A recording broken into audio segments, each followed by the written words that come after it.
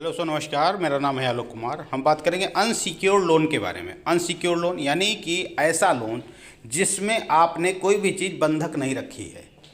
देखिए, लोन दो प्रकार के होते हैं, आपको मालूम है, और अक्सर आदमी को ज़रूरत होती है तो वो अनसिक्योर्ड लोन ही लेता है। हालांकि अनसिक्योर्ड लोन सिक्योर्ड लोन से थोड़ा सा महंगा पड़ता है, लेकिन अब किसी के पास कोई चीज़ रखने के लिए नहीं है, जैसे अगर आपका घर है, रजिस्ट्री है, मकान की प्लाट है, खेत है, इसको रख के आप सिक्योर लोन ले सकते हैं।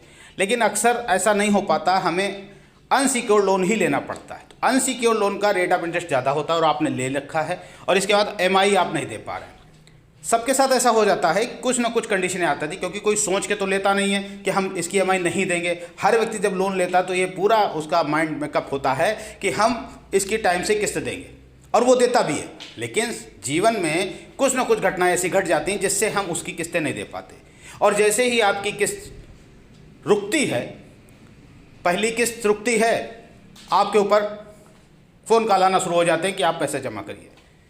दूसरी किस्त रुकते ही आपके ऊपर जो है आपके घर रिकवरी एजेंट आना शुरू करते हैं, दबाव बनाना शुरू कर देते हैं कि किस तरीके से आप कम से कम एक किस्त दे दीजिए। लेकिन हमारे पास पैसा नहीं है, हम नहीं दे सकते।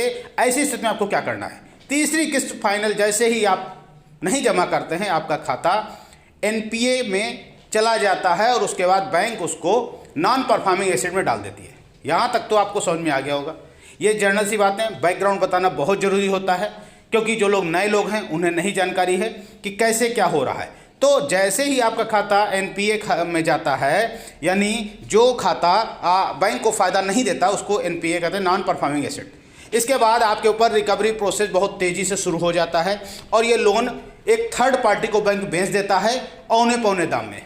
एवरेज अगर हम मानते हैं आपका 10 लाख का लोन है, तो बैंक जब NPA होने के बाद में उस लोन को पहले रिकवरी के लिए जो भी अपनी प्रोसेस होता है पूरी प्रोसेस करता है और उसके बाद थर्ड पार्टी को बेच देता है। एजेंसी एक होती है।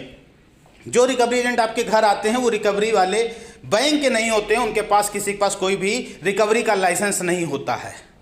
ठीक है, तो पहली बात तो अगर रिकवरी एजेंट आता है, उससे बदतमीजी करता है, तो पहले आप उससे रिकवरी का लाइसेंस जरूर मांगें कि आप बैंक से भेजे गए हैं। 99% बैंक आदमी नहीं होता है, वो एजेंसी का आदमी होता है, वो उसके पास लाइसेंस नहीं होता है आपसे रिकवरी करने का। लेकिन बदतमीजी इतनी ज़्यादा करते हैं, जब बदतमीजी करते हैं तो आपको याद रखना है, अगर फ़ोन कॉल आती है तो रिकॉर्डिंग करिए और सामने आता है तो वीडियो जरूर बनाइए।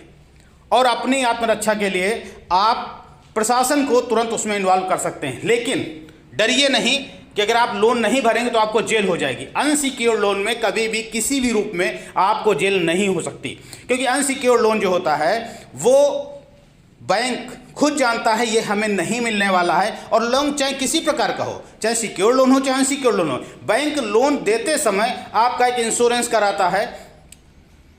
यदि आप दुनिया में नहीं रहते तो आपका लोन का पैसा वो इंश्योरेंस कंपनी भरती है, लेकिन जल्दीबाजी में हम कभी भी वो इंश्योरेंस का किस्त तो कटा देते हैं, पैसा तो कटा देते हैं, लेकिन हम उसका सर्टिफिकेट नहीं लेते और बैंक आपको देता भी नहीं।